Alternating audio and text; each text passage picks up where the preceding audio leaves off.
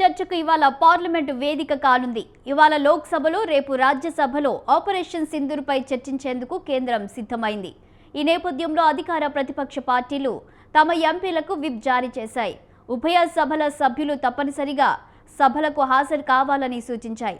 ప్రతిపక్షాలు లేవనెత్తిన డిమాండ్లపై కేంద్రం సానుకూలంగా స్పందించడంతో ఇవాల్టి నుంచి లోక్సభ కార్యకలాపాలు సజావుగా సాగే అవకాశం ఉంది.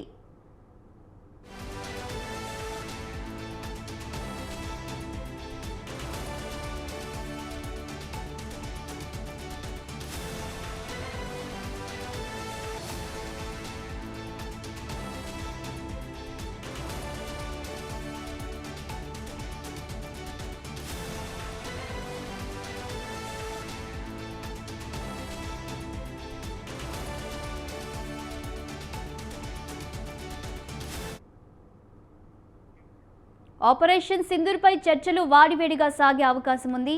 ఆపరేషన్ సింధూర్పై చర్చకు లోక్సభలో 16 గంటల సమయం కేటాయించనున్నారు. రాజ్యసభలో 9 గంటల పాటు చర్చించనున్నారు. లోక్సభలో చర్చను రక్షణ మంత్రి రాజ్నాథ్ సింగ్ ప్రారంభించనున్నారు. మధ్యాహ్నం చర్చలో ప్రధాని మోదీ పాల్గొనే అవకాశం ఉంది.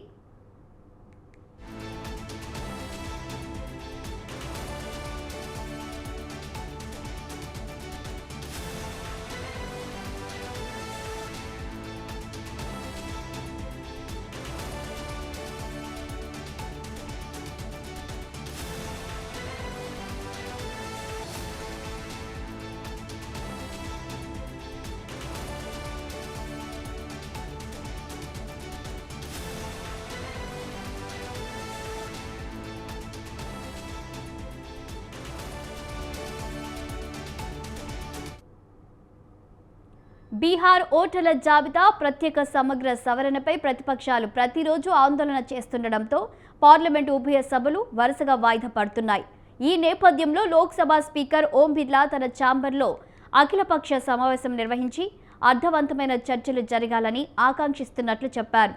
ఆపరేషన్ సింధూర్పై ఇవాల్టి నుంచి లోక్సభలో చర్చకు అనుమతిస్తున్నట్లు ఆయన వెల్లడించడంతో ప్రతిపక్షాలు కూడా పూర్తి స్థాయిలో సన్నద్ధమయ్యాయి. విదేశీ పర్యటన ముగించుకొని వచ్చిన ప్రధాని మోదీ ఇవాళ సభకు వచ్చే అవకాశం ఉంది. రక్షణ శాఖ మంత్రి రాజ్నాథ్ సింగ్, కేంద్ర హోంశాఖ మంత్రి అమిత్ షా, విదేశీ వ్యవహారాల శాఖ మంత్రి జైశంకర్ ఈ చర్చల్లో పాల్గొననున్నారు.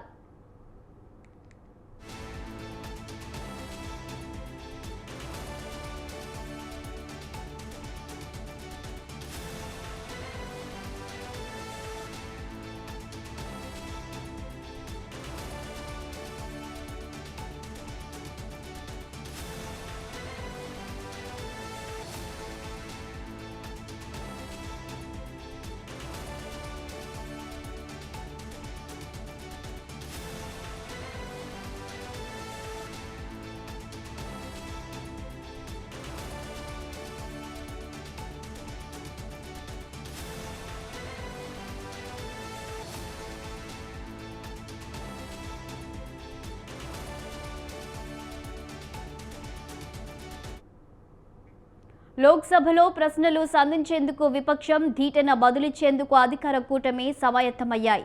పహల్గాంలో పర్యాటకుల ప్రాణాలు బలిగొన్న ముష్కర్ల అంతు చూడటానికి మన సైన్యం ఆపరేషన్ సింధూర్ నిర్వహించింది. ఉగ్రవాద స్థావరాలు నాశనం చేసి దూకుడు మీద వెళ్తున్న సైన్యం హఠాత్తుగా ఈ ఆపరేషన్ను నిలిపివేయడాన్ని విపక్షాలు ఆక్షేపిస్తున్నాయి. వాణిజ్య సంబంధాలను అస్త్రంగా ప్రయోగించి భారత్ పాక్ పోరును తానే విరమింపచేశానని అమెరికా అధ్యక్షుడు డొనాల్డ్ ట్రంప్ 26 సార్లు చెప్పడాన్ని కాంగ్రెస్ నేతృత్వంలోని విపక్షం పార్లమెంటులో ప్రధానంగా ప్రస్తావించనుంది. ఉభయ సభల్లో ఒక్కో దానిలో చర్చకు 16 గంటలు చొప్పున సమయాన్ని కేటాయించారు. ముందుగా లోక్సభలో చర్చ మొదలవుతుంది. రాజ్యసభలో రేపటి నుంచి చర్చిస్తారు. ఇవాళ, రేపు, ఎల్లుండి తమ సభ్యులంతా లోక్సభకు తప్పకుండా హాజరు కావాలంటూ కాంగ్రెస్ విప్ జారీ చేసింది.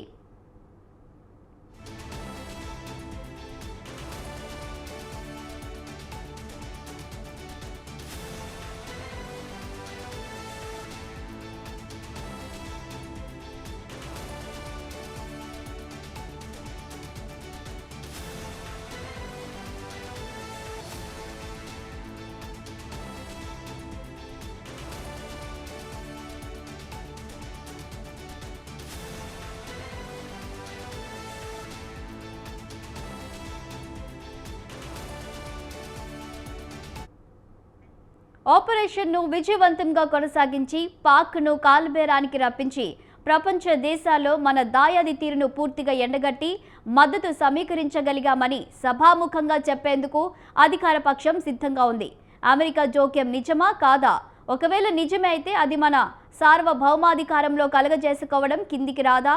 మన యుద్ధ విమానాలు కూడా కూలినట్లు వచ్చిన వార్తల్లో నిజమెంత? దాడికి పాల్పడిన అసలైన ముష్కర్లను ఇంతవరకు ఎందుకు పట్టుకోలేకపోయారు? ఇలాంటి అంశాల ప్రభుత్వాన్ని నిలదీయాలని విపక్షం కసరత్తు పూర్తి చేసింది.